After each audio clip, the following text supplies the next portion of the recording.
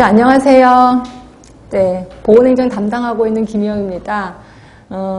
이제 한 사람이 저한테 다음 생에 누구로 태어나실래요? 라고 질문을 하신다면 저는 노비로 태어나겠습니다. 라고 얘기를 할 거예요. 자, 어차피 여러분은 국가 일, 나라 일을 하실 분들이고, 자, 나라 일을 하시다 보니까 시간이 없어, 마음의 여유도 없어. 그래서 책을 조금 볼 거고, 그래서 공부도 조금 할 거야. 그런 분들에게 정말 중요한 정보를 콕콕 집어서 알려드리는 그런 노비가 되겠습니다. 라고 얘기를 하고 싶어요. 그죠? 자, 지금도 노비나 마찬가지죠. 그럼 여러분은 꼭 그럴 거야. 노비인 주제에 나를 그렇게 괴롭혔어? 이렇게 생각을 하실 겁니다. 네, 그래서 제가 반성을 많이 했습니다. 그러니까 기출문제나 단원 문제를 풀면서 여러분을 굉장히 괴롭혀드려서 반성 많이 했습니다. 자, 그리고 결심했습니다. 여러분을 더 많이 괴롭혀드리기로 결심을 했습니다. 그래서 모의고사를 보시면 여러분들이 아는 거는 충분히 풀 수가 있어요. 그런데 모르는 거는 이런 것도 있었어? 예, 그런 문제들이 좀 있을 거예요. 예, 그래서 그런 문제들이라도 너무 당혹해하지 마시고 최대한 알 수 있는 것 같고 문제를 푸시고 그래도 모르는 거는 이거 외워야 되겠다라고 판단을 해주시면 될 것 같아요. 자, 그러면 긴 소리 안 하고 바로 모의고사 들어가겠습니다.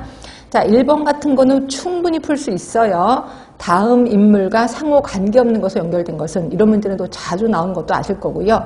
일단 1번부터 틀렸겠구나 라고 느끼셔야 돼. 스노우 하면은 미국 사람 맞나? 이것도 좀 마음에 안 들고 물의 여가 효과를 입증했다. 이것도 아닌데. 그렇죠?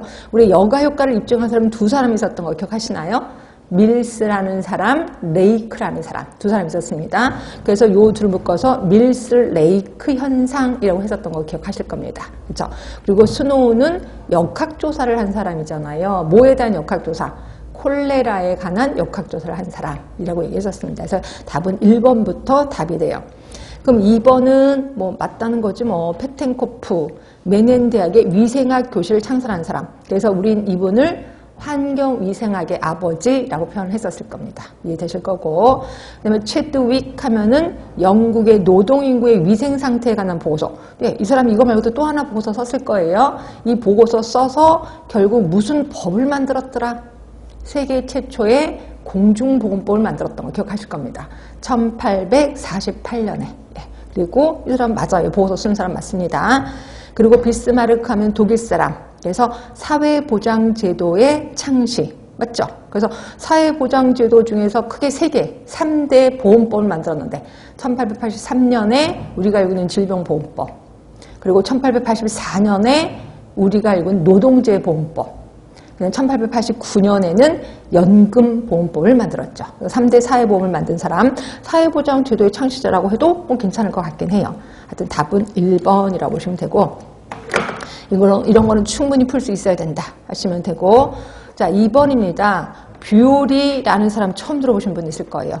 우리 의료 서비스의 질 하면은 워낙 구구단처럼 외우시는 메이오 기억하실 거고, 리라는 사람, 존이라는 사람도 기억하실 겁니다. 근데 뷰리도 되게 유명한 사람이에요. 그래서 이 사람은 공부를 하시라고요. 그래서 제가 이걸 제시했는데 이건 감으로 잡을 게 안 됩니다. 그래서 뷰리의 의료의 질 구성 요소, 이거 나눠드린 유의물에 있을 겁니다. 유의물부터 먼저 공부할게요. 자, 뷰리 하면은 4개를 제시했습니다. 근데 또 나름대로 또 가로놓기를 했습니다. 자, 보시면 한 서비스가 이상적인 상황에서 잠재적 역량을 모두 발휘했을 때의 경우와 비교해서 운영체계 내에서 실제로 영향을 미치는 정도를 말한다. 뭘 것 같아요? 실제로 영향을 미치는 정도야. 한 서비스가 이상적인 상황에서 잠재적 역량을 모두 발휘했을 경우와 비교해서 우리 실험실 같은 데서 역량을 발휘했을 때 그 효과를 효능이라고 했었던 거 기억하실 겁니다. 효능. 그런데 비해서 이거는 현실 세계에서 운영체에서 실제로 그 역량을 다 발휘했을 때 미치는 영향을 우리 뭐라고 했는지 기억하세요? 효과라고 했죠. 그래서 우리 효능, 효과, 효율 요 3개를 비교했었던 거 기억하실 겁니다. 효능은 실험실 같은 데서, 그리고 일상생활에서는 효과라고 표현했고, 하여튼 이거는 효과성을 얘기를 해요. 자, 두 번째는 한 서비스가 생산비에 비해서, 돈 얘기가 나오네.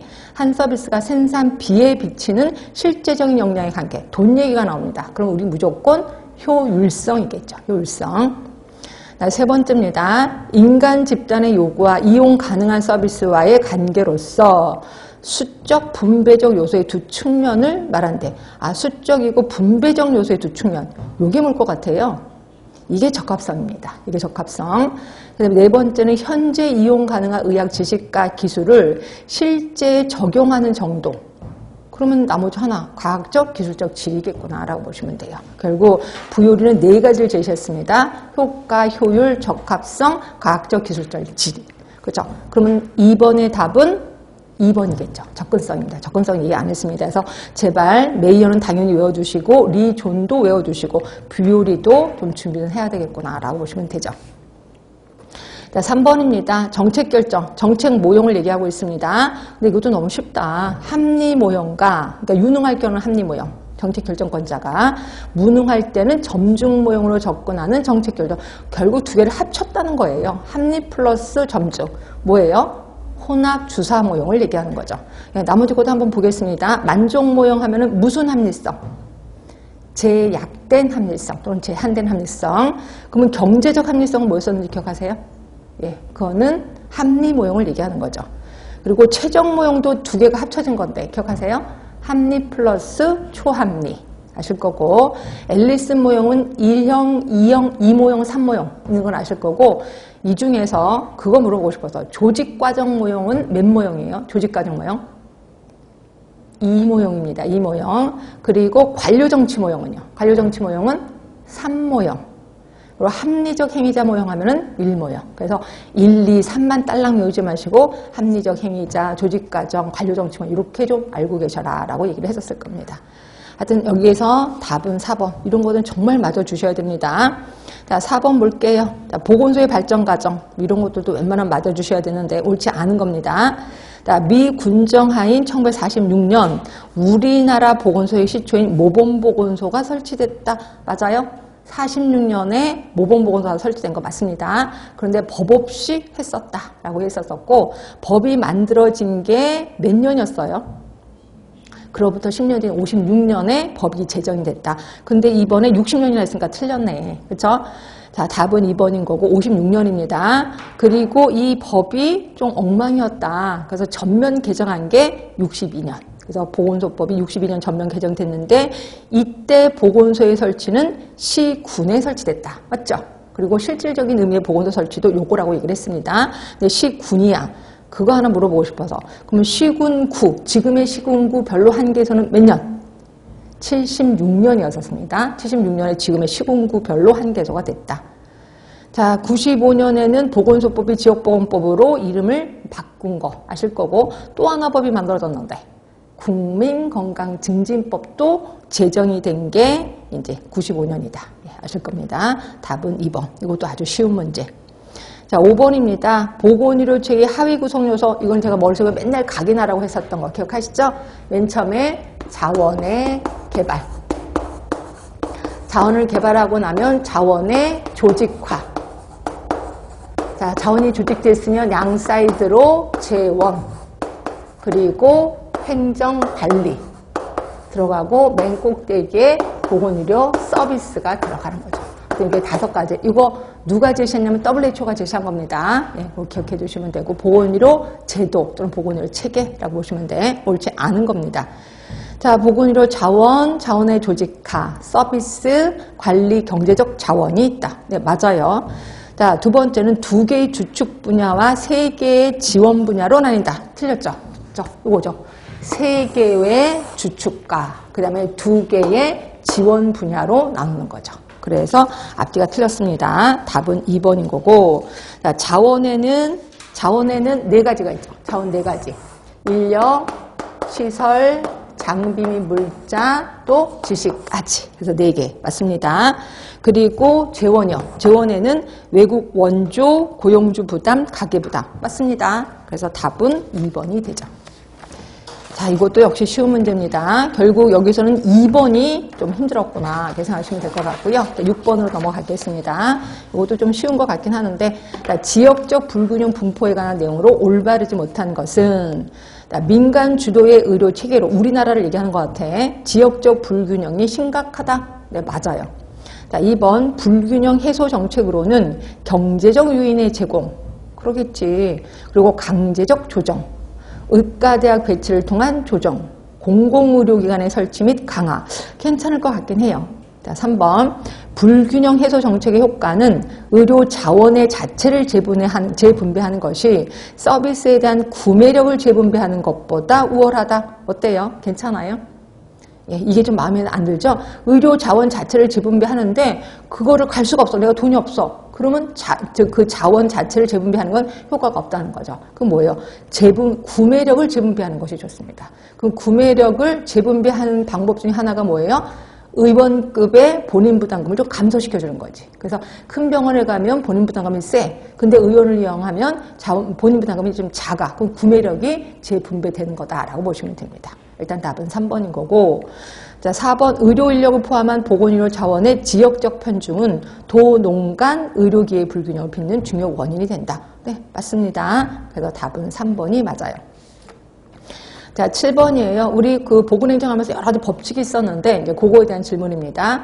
자, 기획을 수립하는 단계에서 여러 제약들이 기획자의 창의성을 위축시켜서 결과적으로 쇄신적 기획안보다는, 그러니까 쇄신적이라는 게 뭔지는 아실 거야. 창의적인 기획안입니다. 이거보다는 일상적인 기획안이, 그리고 비정형적인 기획안보다는 정형적인 기획안이 많이 만들어진다. 네, 여러분 나중에 현장에 가면 금방 느끼실 겁니다.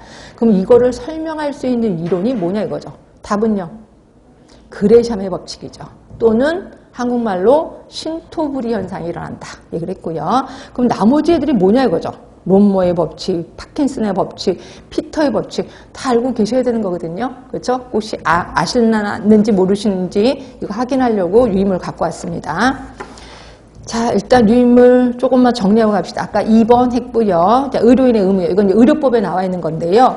의료인의 의무를 한번 있는 대로 골라봤습니다. 그래서 예전에 한번 의료인의 의무에 속하지 않는 건 뭐냐 이런 식으로 시험 문제가 나온 적이 있어서 한번 갖고 왔는데, 일단 진료 거부하면 안 되겠죠. 진료 거부 금지, 이건 당연한 거고, 세탁물 처리. 혹시 의료기관에서 나오는 세탁물 엄청 더러운 거 아시죠? 이거 처리할 수 있는 사람 3사람 있었는데, 이것도 아셔야 되는데, 누구냐면 의료인, 그 다음에 의료기관, 또 한 사람, 시군구청장에게 신고한 자, 많이 처리할 수 있습니다. 의료인, 의료기관, 시군구청장에게 신고한 자. 자, 3번째는 진단서 발급. 네, 진단서 발급 누가 하는지는 아시죠? 지금 현재 의료기관에 있고 의사이면서 또 한의사, 치과의사 이런 분들이 진단서 발급하는 건 아실 거고, 그 다음에 처방전 작성 교부. 처방전을 작성해서 교부하여야 하는 사람은 의사, 치과의사예요.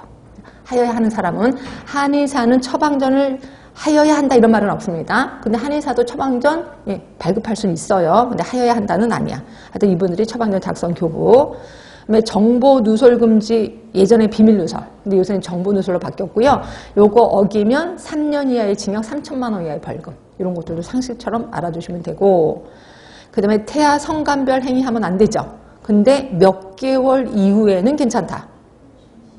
예? 24주야, 32주야. 네? 태아 성간별 32주. 그럼 24주는 뭐였었어요? 낙태요, 낙태. 그게 24조. 헷갈리시면 절대로 안 된다 그랬어. 기록 열람, 기록하시죠? 기록 열람에서 쭉 있었는데, 우리 10년짜리 있었던 거 기억하세요?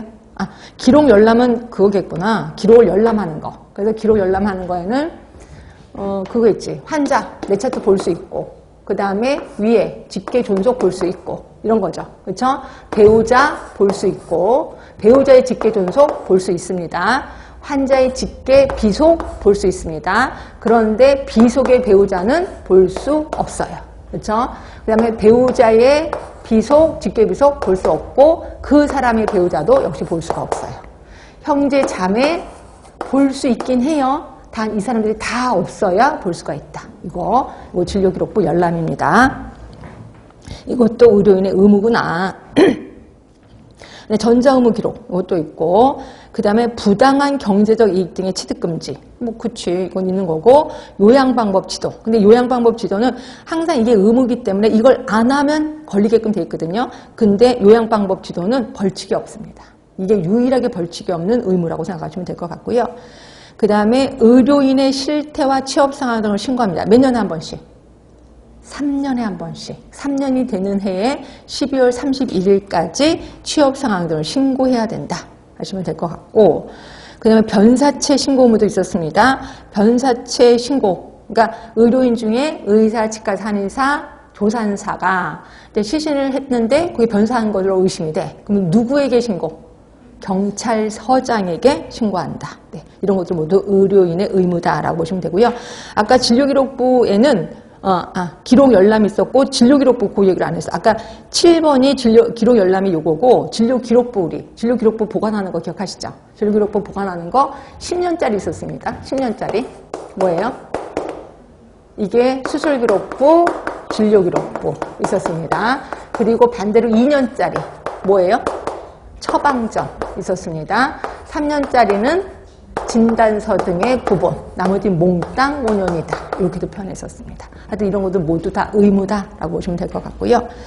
자, 그 다음에 민츠버그가 제시한 관리자의 10대 역할이 있거든요. 근데 이 민츠버그하고 뭐랑 좀 비교했냐면 우리 책에 있는 보건행정가 역할과 좀 비교를 한 거예요. 그래서 봤더니 거의 민츠버그 걸 좀 따랐습니다. 보건행정 역할이. 민츠버그는 크게 세 가지로 나눴는데 대인관계 역할, 정보정 역할, 의사결정자. 이렇게 크게 세 개로 나누고 이건 우리 책에 있는 보건행정가 역할도 세 가지로 나눠 있고요. 자, 보시면 대표자, 정보관리자 이렇게 살짝 말을 바꿨고 지도자 똑같습니다. 섭외자 똑같고 하나 더 있는 게 행정가예요. 그러니까 보건행정가겠지. 그렇죠? 그 다음에 이제 정보정 역할의 감시자인데 이게 슬쩍 모니터 역할로 바뀌었고 정보혁신자, 이걸 전문가, 그다음에 대변인 교육자, 그쵸? 그렇게 맞죠? 그리고 의사결정가의 지역가, 관리자. 그래서 대부분 우리 보건행정가 역할, 대부분 시험 문제는 보건행정 역할 물어보는데 혹시라도 민츠버그의 관리자 역할 물어볼까? 근데 거의 비슷해요. 거의 비슷한데 하나 남아있는 게 행정가라는 게 하나 더 나왔구나. 이렇게만 알고 계시면 돼. 그렇죠? 이렇게 있고. 그 다음에 보건행정의 범위, 우리가 알고 있는 뭐 구구단 외우듯이 외우라는 거 아실 겁니다. WHO, 에멀전, 미국 보건협회. 이 중에서 보건교육 누가 얘기했어요? 보건교육. 예, 1, 2, 3번 다 얘기했습니다. 셋 다 얘기를 했고, 환경위생. 예, 역시 셋 다 1, 2, 3.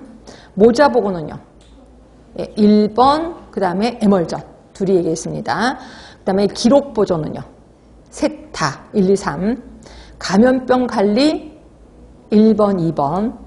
만성병은 2번만 얘기했습니다. 에멀전만. 보건간호는요. WHO. 했습니다. 그래서 이런 거 다 상식처럼 알고 계시면 되고 드디어 이제 법칙 들어갑니다. 우리 다 배웠던 거예요. 자, 점중주의 결정, 제가 일부러 보기 안 드렸습니다. 점중주의 결정, 기획의 경지성을 일컫는 법칙, 신토부리 현상, 무슨 법칙? 그레샴의 법칙. 그레샴의 법칙. 자, 2번입니다. 병원은 일단 세워지기만 하면 이용되어지는 경향이 있다. 이거 분명히 책에 있었습니다. 뭘까요? 이게 롬머의 법칙이에요. 롬머의 법칙. 자, 세 번째입니다. 이것도 봤던 기억나셔야 돼. 부하 배증의 법칙이 제1공리, 업무 배증의 법칙이 제2공리. 이게 뭘까요? 네, 파킨슨의 법칙. 파킨슨의 법칙. 그 다음에 네 번째는 각자의 능력을 넘는 수준까지 승진한다. 능력이 없어도 그냥 줄 서서 있으면 올라간다는 거죠. 이게 무슨 법칙? 피터의 법칙. 피터의 법칙. 자, 그 다음에 다섯 번째입니다. 공급된 병상은 이미 채워진 병상이 돼요. 누굴까요? 펠스테인의 법칙. 펠스테인의 법칙. 우리 책에 다 있습니다, 지금. 마지막에 공급이 수요를 창출한다. 무슨 법칙? 세이의 법칙이죠. 세이의 법칙. 그래서 지금 여러분들 헷갈리는 게 롬머의 법칙하고 펠스테인의 법칙이 좀 헷갈릴 겁니다. 하여튼 이 두 개는 분명히 책에 있으니까 기억을 해두셔야 돼요. 나머지는 뭐 다 아시는 것 같고 두 개 좀 기억해 두시면 되고. 자, 그래서 다시 책으로 오셔서 7번의 답은 1번. 나머지 파킨슨 법칙, 롬머의 법칙, 피터의 법칙 다 알고 계셔야 되는데 특히 롬머의 법칙은 병원이에요. 병원은 세워지면 이용되어지는 경향이 있다. 이렇게 해서 알고 계시면 되고. 자, 8번. 이것도 기억하시나요? 우리 직이라는 단어가 있고 그 다음에 급이라는 단어가 있고 기억하시죠? 그래서 등급하면은 급이라는 단어는 곤란도가 유사한 것. 그리고 직은 뭐요? 직의 그 종류가 유사한 거. 이렇게 표현했었을 거예요. 두 개가 다 나와 있는 직급은 종류도 유사하고 곤란도도 유사한 거. 이렇게 또 표현했었을 겁니다. 그 다음에 또 기억하실 거는 요거 직군이라는 단어가 있었고 직류라는 단어가 있었고 직열이라는 단어도 있었습니다. 가장 작은 집합이 뭐예요? 요 세 개 중에서 가장 작은 집합. 직류였었습니다. 그 다음이 가운데가 직열이었고 제일 큰 게 직군이었었습니다. 그래서 요거 머릿속에 기억해라 라고 얘기를 했고 등급은 뭐 8급, 7급 이런 것들을 얘기하는 거고 그래서 자, 요거에 대해서 문제가 가끔가다 나온다 라고 표현했고 그 다음에 또 하나 더 있는데 직위 아시죠? 직위는 하는 일을 얘기하는 거죠. 그래서 만약에 그 부서 10명 있으면 10개의 직위가 있다. 이게 얘기를 했고 직위는 다른 말로 보직이라고도 얘기를 했었습니다. 그래서 단어가 조금 어려워도 자꾸 눈여겨보셔야 돼. 자, 8번 보겠습니다. 올바르지 못한 거예요. 자, 직도 있고 급도 있습니다. 그러면 직무의 성질, 난이도, 책임의 정도가 유사한 직위의 집단, 성질도 유사하고 곤란도도 유사한 거지. 맞죠? 직급이니까. 그러니까 1번은 맞아요. 자, 직열입니다. 아까 직열은 요 두 번째 있는 그거라 그랬습니다. 그러면 직무의 종류는 유사하나. 맞아요. 근데 난이도가 서로 다른 거지. 맞지? 직밖에 없으니까. 그러면 직류. 자, 직류는 제일 작은 거라 그랬습니다. 직무의 종류가 유사한 직열의 집단. 아니지 않아? 그치? 그러니까 그거지. 직무의 종류가 유사한 직류의 집단을 직열이라고 하는 거지. 그치? 그러니까 이거는 참 뭔가 다 틀린 것 같아요. 그래서 답은 3번인 것 같고. 그럼 직위 한번 볼게요. 한 사람의 근무를 요하는 직무와 책임. 그럼 당연히 직위, 보직을 얘기하는 거겠지. 그래서 답은 3번이에요. 3번. 이거는 뭐 외울 수밖에 없어요. 제일 작은 게 직류고 그냥 가운데 직열이고 직군. 이런 걸 알아야 답을 풀 수가 있습니다. 그래서 답은 3번이라고 보시면 될 것 같고요. 자, 9번입니다. 자, 국가보건의료체계 론모가 얘기한 거. 자, 론모가 얘기한 거는 76년도 있었고 91년도 있었습니다. 지금 얼추 문제를 보니까 76년 거예요? 91년 거예요?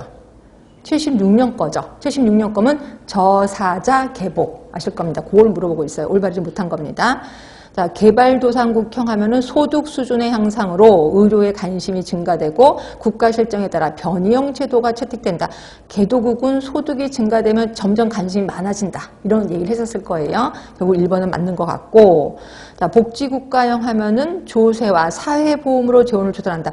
잘 모르겠는데 괜찮을 것 같긴 해. 조세, 사회보험 괜찮을 것 같긴 해요. 자, 사회주의 국가형 하면은 국가 책임으로 의료를 제공해. 그렇죠. 당연하죠. 근데 질적 수준이 좀 떨어질 수는 있지만 국가 책임은 괜찮은 것 같아요. 국가 공무원의 보건의료의 형평성 강조. 뭐 괜찮을 것 같긴 하는데 그럼 답은 4번인가? 자, 저개발 국가형입니다. 형평적인 현대의료 제공. 아, 이게 틀렸네. 형평적인 현대의료 제공이 아니라 현대의료 제공은 일부 지배계급만 현대의료 제공. 나머지는 모두 전통의료, 민간의료에 의존하게 되는 거죠. 그렇죠? 그러니까 답은 4번이에요. 론모권은 워낙 유명하니까 이건 당연히 맞아주셔야 됩니다. 그 다음에 10번이요. 자, 개선조직. 그러면 개선하면 또 생각나는 거 무슨 조직? 개선하면 망뇨조직도 생각이 나셔야 돼. 우리 개선조직 하면은 이거죠. 피라미드 형태. 이게 이제 개선조직이고, 그 다음에 제일 꼭대기에 요 분들에게 뭔가 조언을 해주고 충고도 해주는 사람이 망뇨조직이라고 표현했습니다. 그래서 개선과 망뇨는 그렇게 사이가 좋지는 않다라고 표현했고요.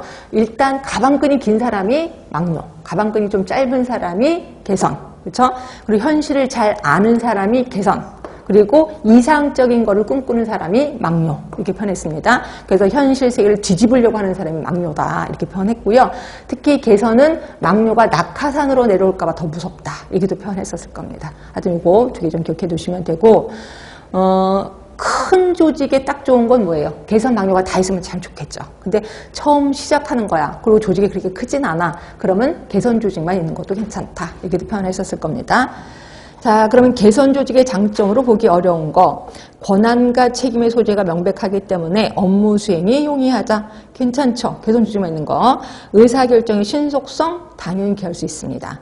자, 전문적인 지식과 경험을 활용할 수 있으므로 보다 합리적인 결정을 할 수 있다. 이거 뭐예요?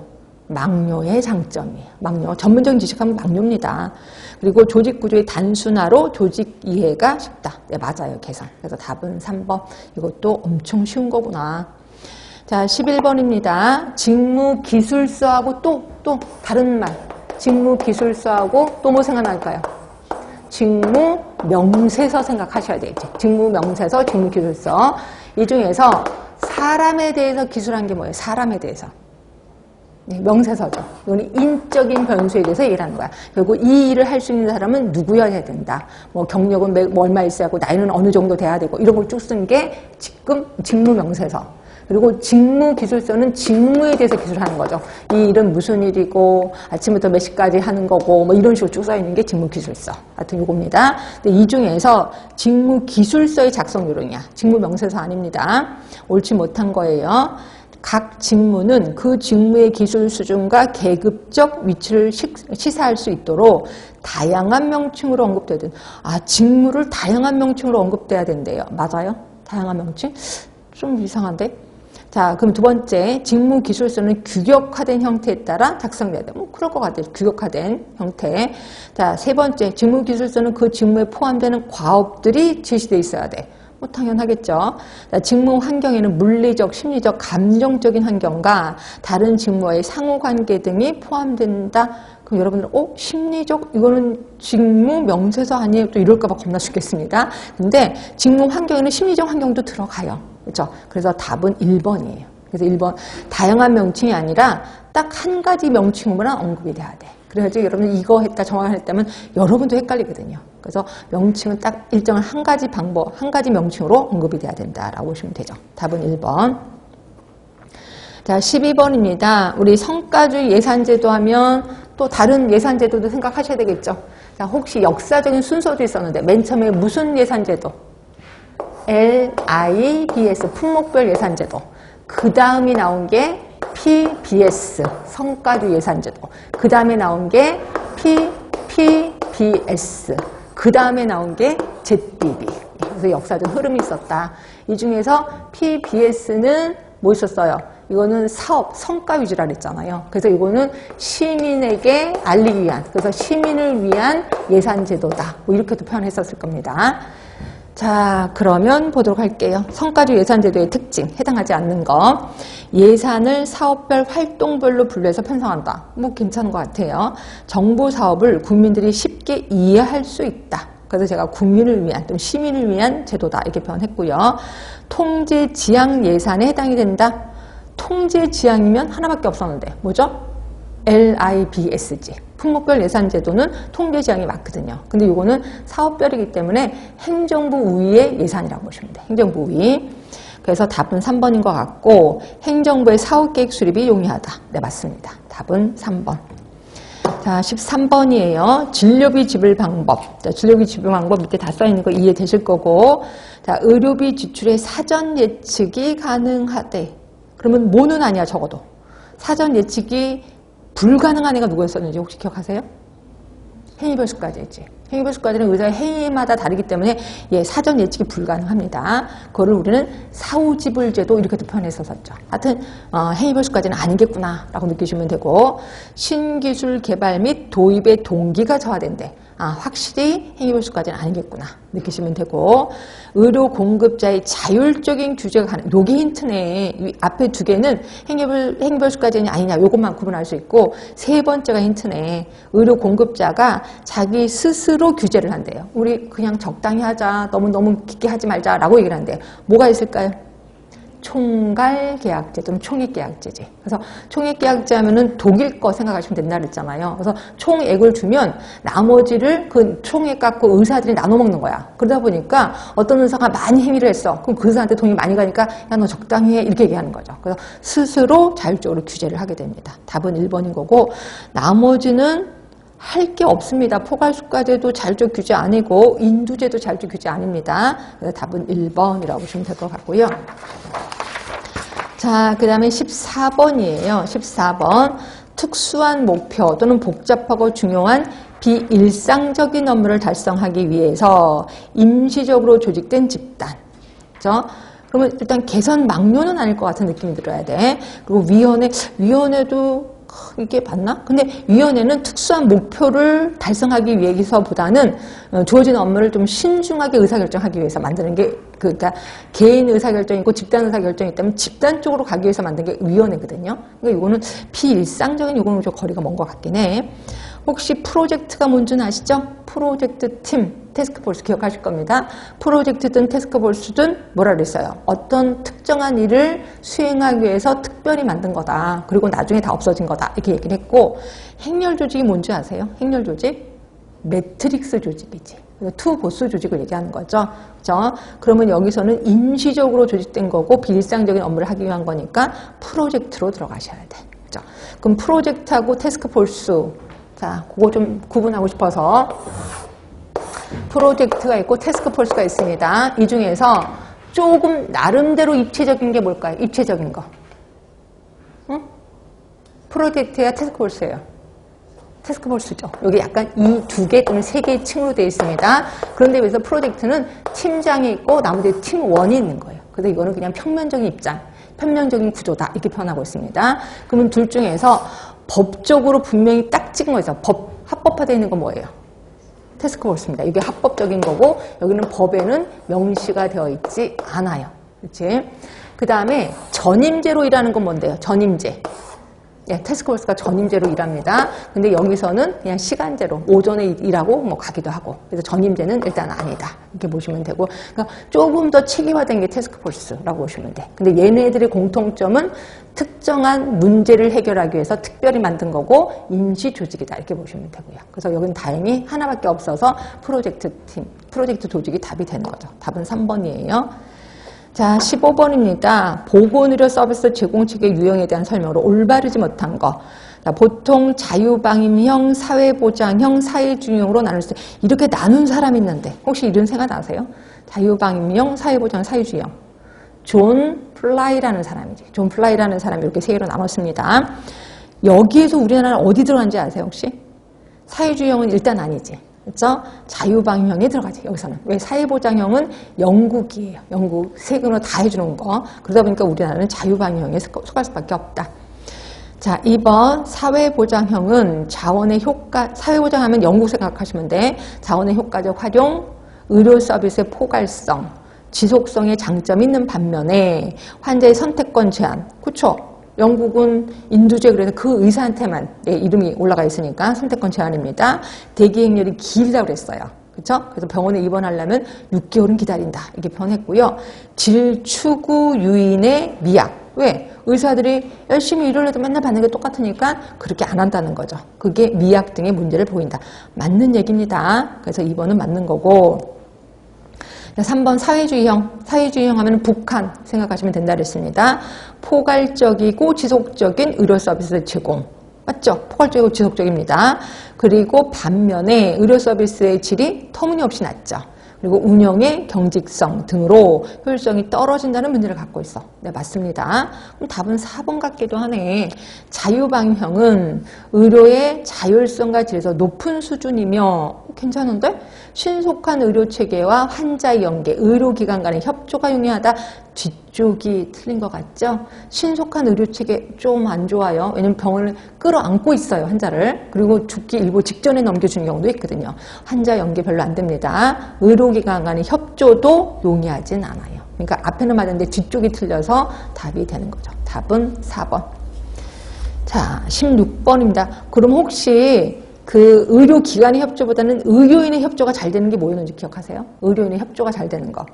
아, 요거는 사회보장형 이런 거 말고, 그런 거 말고 행위별수가제, 봉급제, 그 다음에 총괄계약제, 그 다음에 포괄수가제 등에서 의료인들 간의 협조가 잘 되는 게 뭔지 혹시 기억나세요?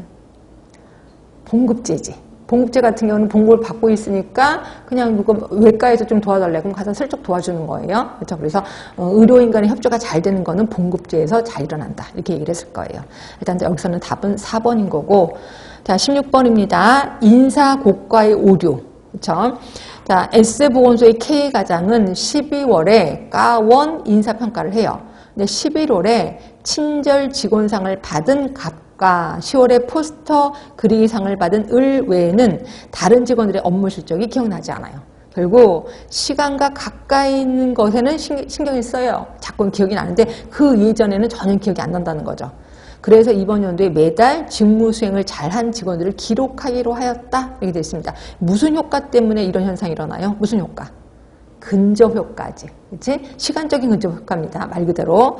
답은 2번인 거고. 그러면 나머지도 한번 볼까요? 관대 효과 뭔지 아시죠? 관대 효과는 모든 사람을 다 좋게 점수를 주는 겁니다. 그죠? 그래서 관대화 효과를 없애기 위해서 무슨 법을 사용하는데 기억하시나요? 강제 선택법이에요? 강제 배분법이에요? 강제 배분법을 이용하지. 그래서 A는 뭐 몇 퍼센트, B는 몇 퍼센트. 강제 배분법을 사용합니다. 관대 효과 때문에. 혼 효과는 제가 수업 시간에 조금 얘기를 했는데 모르시는 분들 있을 것 같은데 일단 후광 효과가 뭔지는 아시죠?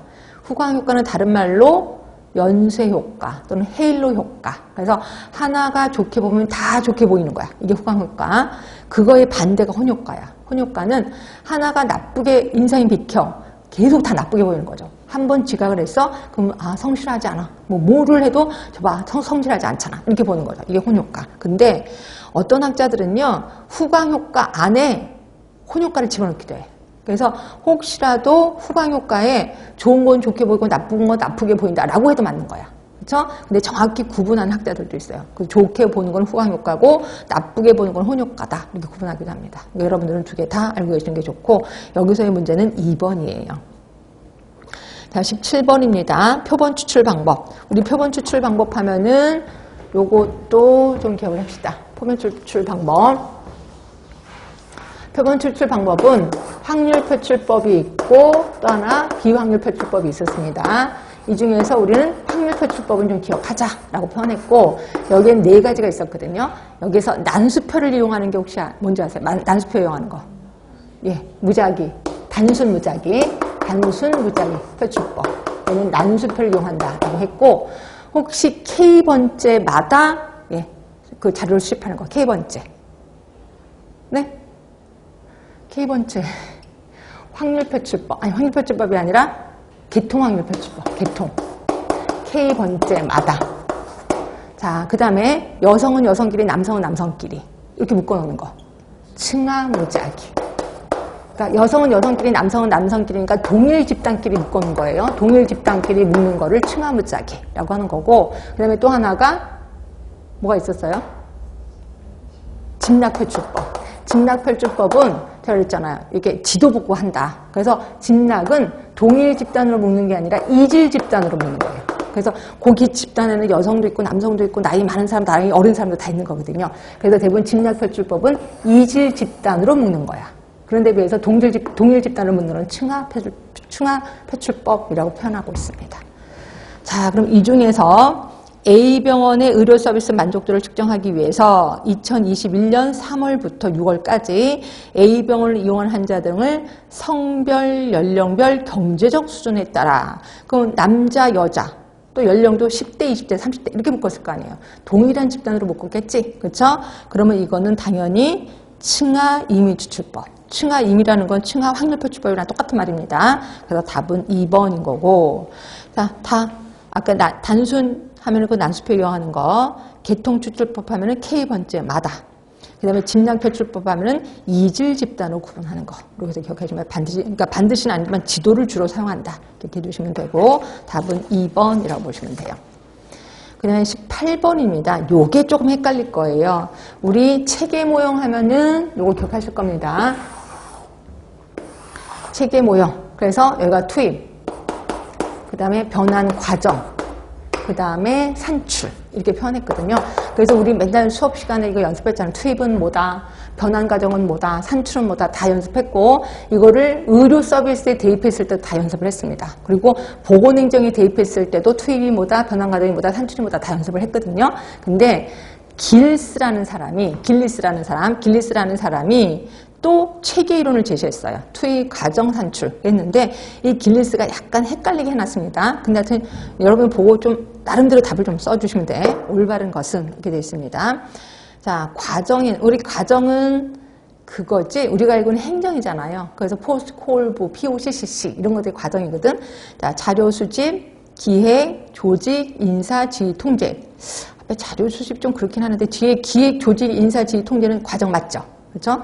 하여튼 자료 수집이 맞나? 하여튼 여기 좀 헷갈려. 자, 산출입니다. 산출에는 자료 수집, 연구, 인력은 투입적일 것 같지 않아? 자료 수집도 투입적일 것 같지 않아? 연구가 잘 뭔지 모르겠어요. 연구가. 여기 좀 헷갈립니다. 그 다음에 투입이요. 그러니까 일단 산출은 아니야. 산출은 자료 수집이나 인력은 투입이기 때문에 이건 아니야. 확실히 이건 아니에요. 자, 3번은 투입에는 자료. 괜찮습니다. 인력. 괜찮습니다. 공급품 뭐 물건이니까 괜찮을 것 같아. 연구? 아까부터 연구가 자꾸 걸립니다. 자, 4번 투입에는 자료. 맞아. 인력 맞고 자료 수집. 자료가 있고 자료 수집이 있다. 다른 거네. 그치? 아까 우리 자료 수집을 그냥 투입이라고 했잖아요. 근데 자료 수집 있고 자료가 있어요. 이거 좀 약간 이상해요. 여러분 이거 자료나 자료 수집이랑 똑같지 않아? 이러면 이제 인생이 망가지는 거지. 이제 일단 자료라는 말이 있고 자료 수집이라는 말이 있어. 뭘 것 같아요? 자료는 뭐고 자료 수집은 뭐야? 자료는 투입이 맞고 자료 수집은 자료를 수집하는 거잖아. 그러니까 이거는 과정이지, 과정. 이제 그렇게 보셔야 되는 거지. 그러니까 자료 수집은 과정일 것 같아요. 자료 수집 과정. 그 다음에 그래서 자료 투입, 인력 투입. 그러면 환자, 간호는 뭐지? 그러니까 환자 하면은 인력이게. 간호도 인력이지. 근데 환자, 간호야. 아까 말대로 자료는 투입이고 자료 수집이 과정이야. 이런 것처럼 환자, 간호는 그냥 순수한 투입 같진 않아. 뭔가 이상해. 하여튼 이제 그래서 답은 일단 뭘로 하셨어요? 이 기계 공부하면 되게 헷갈리는 거야. 예. 답 몇 번 하셨어요? 응? 몇 번? 1번. 네, 맞아요. 1번이 맞아요. 그렇죠? 그럼 다른 걸 한번 확인해보고 갑시다. 자, 유임을 보세요. 자, 길리스라는 사람이 관리체를 했는데 투입에는 자료 들어가요. 자료 수집이 과정이에요.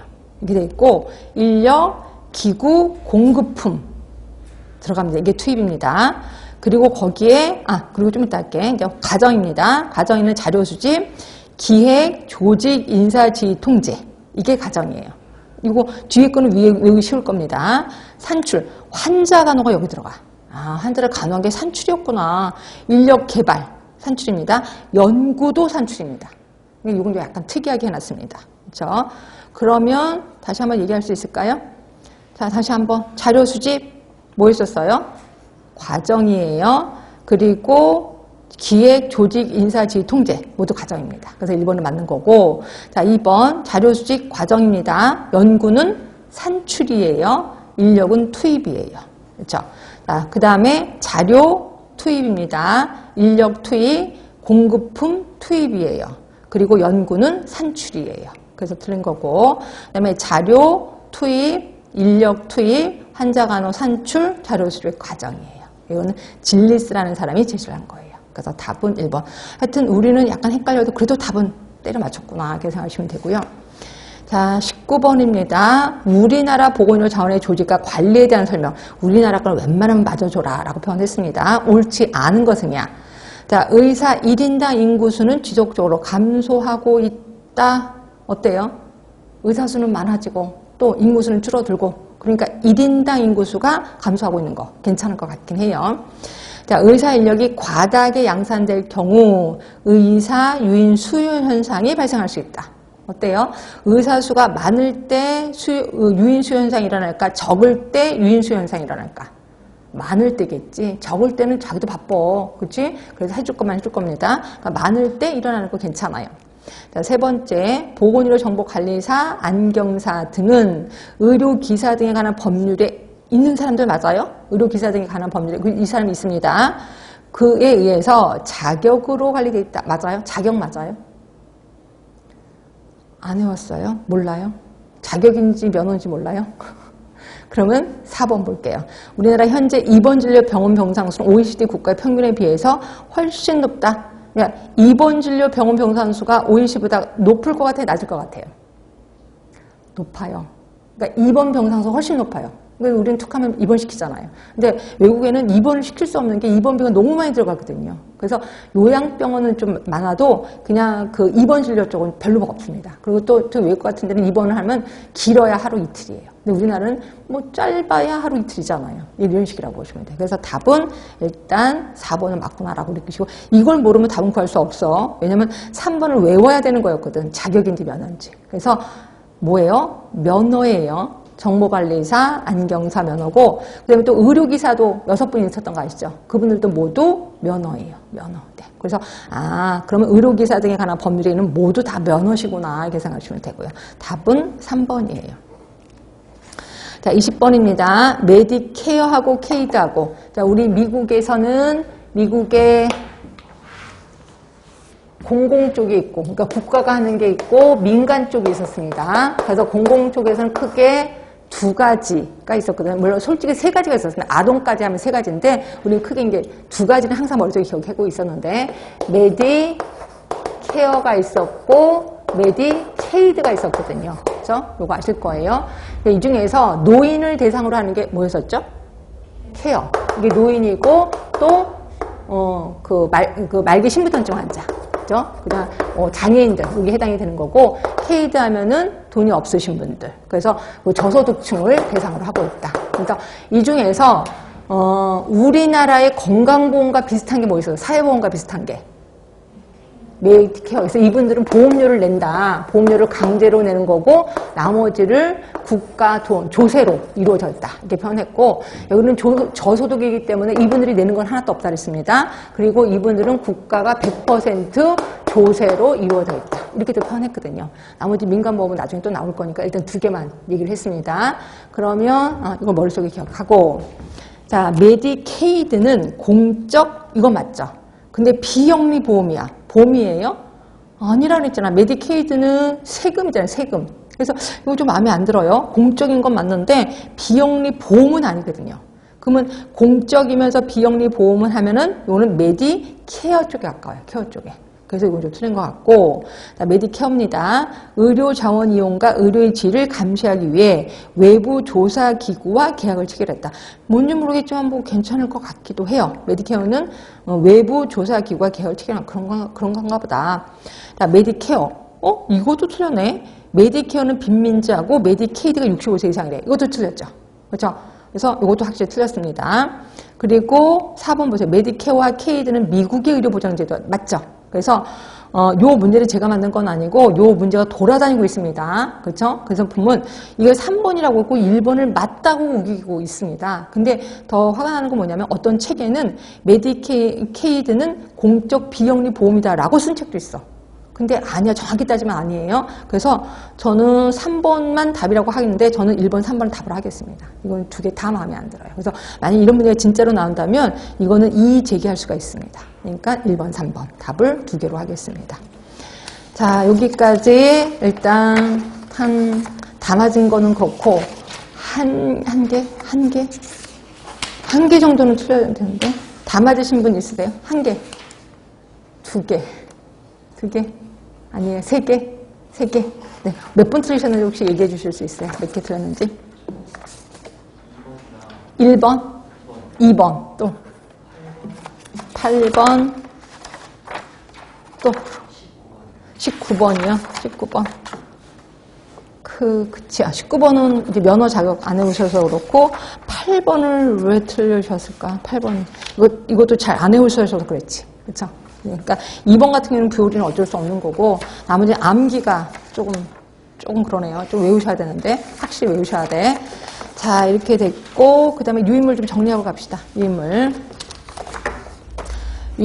20번 미국의 보건의료제도 다 이제 갖고 와봤습니다. 메디케어, 케이드, HMO, 블루클로스. 이게 클로스가 2번이야 외래야? 2번이었었습니다. 블루실드가 외래였고 배상제도, 그러니까 블루클로스나 블루실드를 배상제도라고 얘기했었을 거예요. 카이저 파운데이션, 한국말로 읽겠으니까 이상하다. 뭐였었죠? 댐 건설하는데 그 노동자들에 대해서 이제 보험 처리하는 거. PRO, PPO 들어봤는데 관리의료, 그 다음에 포스플랜 다 분명히 들어봤습니다. 근데 이게 들었는데 전 모르다 이러면 절대로 안 되겠지. 일단 들어갈게요. 자, 1번 65세 이상 모든 노인과 신체장애자, 신장이식, 신장투석이 필요한 말기 신부전증 환자. 누구세요? 메디케어지, 케어. 이건 확실히 아실 거고 2번도 확실히 아셔야 돼. 저소득층을 대상으로 의료 부조 제도로 우리나라의 의료급여에 해당된다. 뭘 해? 메디케이드죠. 케이드. 자, 3번 보험자와 의료 제공자가 직접 결합한대요. 보험료 사전 지불 방식으로 운영되는 회원제 의료보험 제도 HMO죠. HMO. 그래서 양자 간의 관계다. 이렇게 표현했을 거예요. 자, HMO 제도에서 제공하고 있는 선택사항으로 HMO 조직망 외에서 의료 서비스를 받을 수 있는 제도 이거 있었는데. 네? 포스플랜이죠. 포스플랜. 그치? 그래서 요거는 조금 의료비가 세다, 보험료가 세다 이렇게 표현했었을 겁니다. 자, 2번 진료를 제공하게 설립된 제도 블루 클로스. 자, 6번입니다. 개업 의사들의 외래 진료를 해결할 목적으로 설립한 거 블루 쉴드. 블루 쉴드. 그 다음에 7번 댐 건설 노동자의 건강관리를 위해서 설립된 제도 카이저 파운데이션. 그 다음 8번입니다. 현재 블루클로스와 블루쉴드에서 행하고 있는 미국의 전통적인 건강보험 제도로 의사, 의료기관에 대한 선택이 자유로운 데 비해서 본인 부담과 보험료가 비싼 편이다. 블루클로스, 블루쉴드가 들어간 거 뭘까요? 배상제도. 그 다음에 9번입니다. 각 의료 서비스 공급자가 청구한 급여에 대해 같은 동료가 심사하는 거 있었는데 이게 뭐죠? PRO. 그 다음에 10번.